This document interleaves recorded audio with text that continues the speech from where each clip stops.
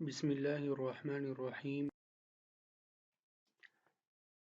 آج کا ہمارا سبق ورثہ کی پہچان کے حوالے سے ہے۔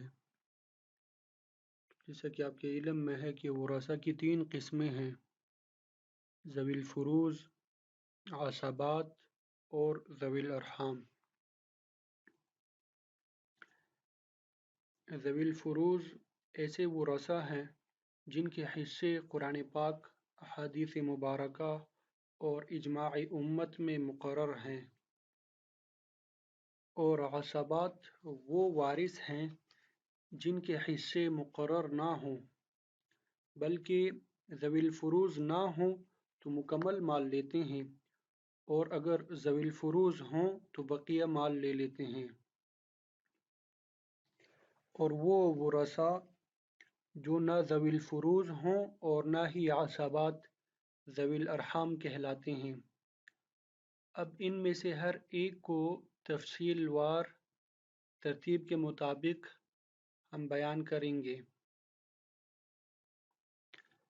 ذوی الفروض کل 12 ہیں، ان میں سے 4 مرد ہیں اور 8 عورتیں۔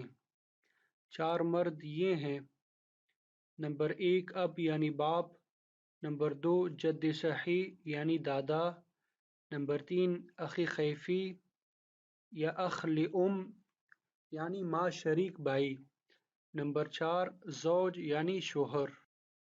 اور ذوی الفروض میں سے جو 8 عورتیں ہیں وہ یہ ہیں: نمبر 1 زوجہ یعنی بیوی، نمبر 2 بنت یعنی بیٹی، نمبر 3 بنت الابن یعنی پوتی، نمبر 4 اخت اعینی یا اخت لأب و ام، اس کو حقیقی بہن کہتے ہیں، نمبر 5 اخت علاتی یا اخت لأب، اس کو باپ شریک بہن کہتے ہیں، نمبر 6 اخت خیفی یا اخت لأم، اس کو ماں شریک بہن کہتے ہیں، نمبر 7 یعنی والدہ، نمبر 8 جدہ صحیحہ یعنی دادی اور نانی۔ اور ایک اہم بات یہ ہے کہ ان 12 ذوی الفروض میں سے 2 یعنی زوجین میاں بیوی جو ہے ان کو ذوی الفروض سببی کہتے ہیں، اور بقیہ 10 کو ذوی الفروض نسبی کہتے ہیں۔ اور بالکل شروع والے سبق میں ہم نے پڑھا تھا کہ جب رد کریں گے تو ذوی الفروض سببی کے علاوہ یعنی ذوی الفروض نسبی پر رد کریں گے۔ تو یہ ذوی الفروض کے نام اور ورثہ کی جو اقسام ہے آپ ان سب کو زبانی یاد کریں۔ بقیہ اسباق انشاءاللہ اسی طرح کلپ بنا کر شیئر کرتے رہیں گے۔ جزاک اللہ خیرہ۔